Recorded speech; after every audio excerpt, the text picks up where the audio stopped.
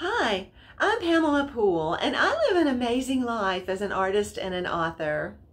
One of the ways that my artist and author lives are combining right now is that I am writing a devotional that is called Inspired Artistry, and it is for Christian creatives who run into some things that maybe don't enter the minds of the non-Christian creative people. A lot of life lessons, a lot of maybe dilemmas, ways to think about things, and I'm hoping that it will be a blessing. One of those lessons that I'm writing about and thinking through and praying through is about erasing.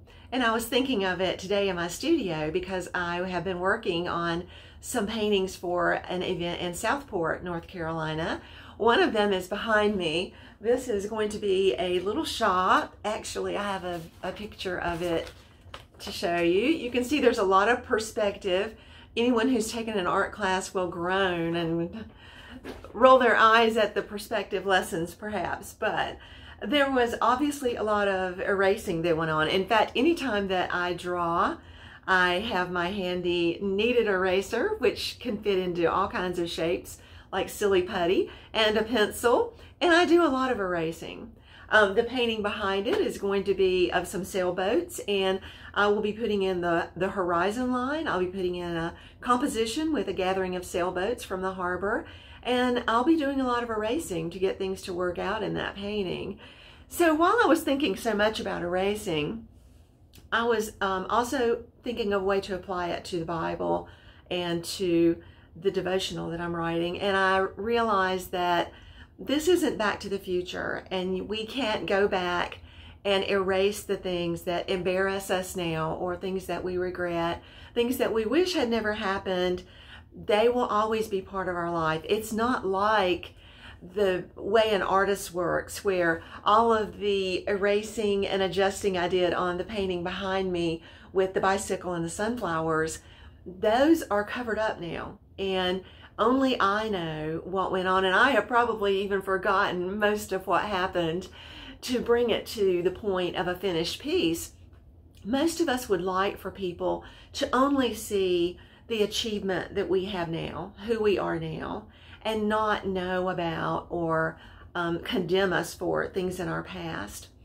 And so this, to me, is a good life lesson that artists can take under their wing, because we're not going to be able to erase things from our past as we live our lives the way we do on a canvas or a paper in our artwork. Or if you write as an author, things that you can go back and delete from your Word page on your computer.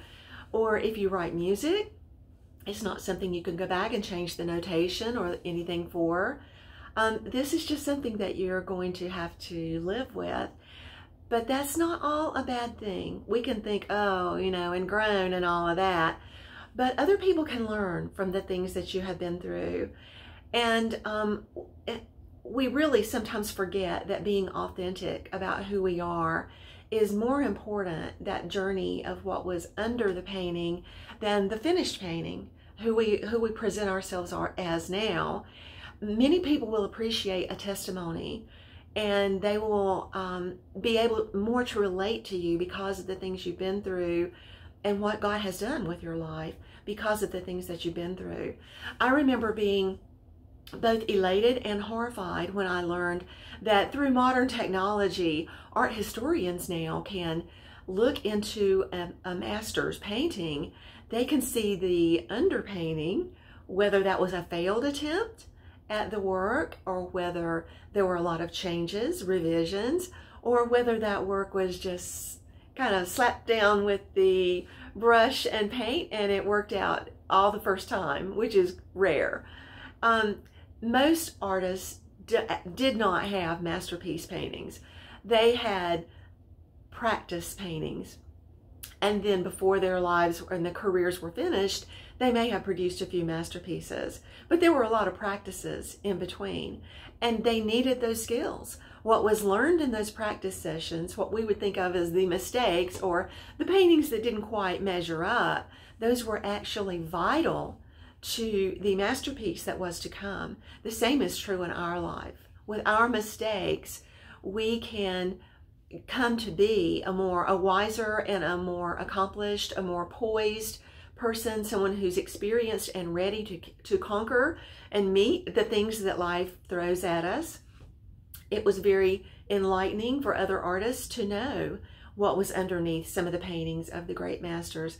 By the way, in case you don't know, the only artist in history that his works have been considered, everything he has done has been considered a masterpiece, was the undisputed genius of all time, Leonardo da Vinci. Everyone else had to go through a lot of the practice paintings and everything before they ever got to where they created a masterpiece. Leonardo himself practiced a lot too in notebooks and that sort of thing, but his finished pieces were always considered masterpieces. That is a very rare thing, and we shouldn't take that to heart as our goal. That's something that we are going to accomplish in our lifetime.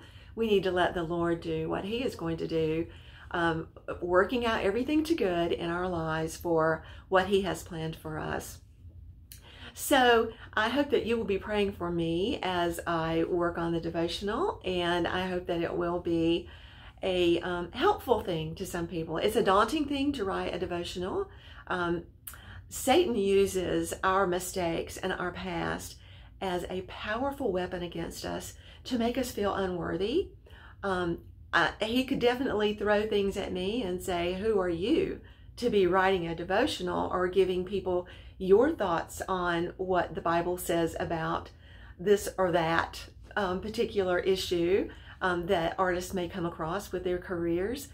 And you know what? I have to just tell him to go away, and I have to ignore that, because it's what matters is who God has turned me into because of all the things that have happened to me in the past, or things that I have done, things that I did that may have caused some suffering for other people, perhaps even unconsciously.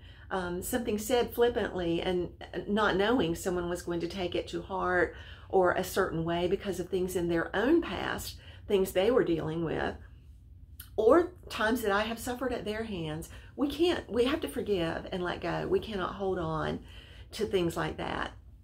And that's part of what it is to be a Christian. We move on in life and we just take those mistakes under wing and do better. We've learned something, so we do better from there on. And that's what I wanted to share with you today. Thank you for taking a few minutes to be with me in my studio, and I hope that you will tune in next time, and have a blessed day in the meantime. Bye-bye.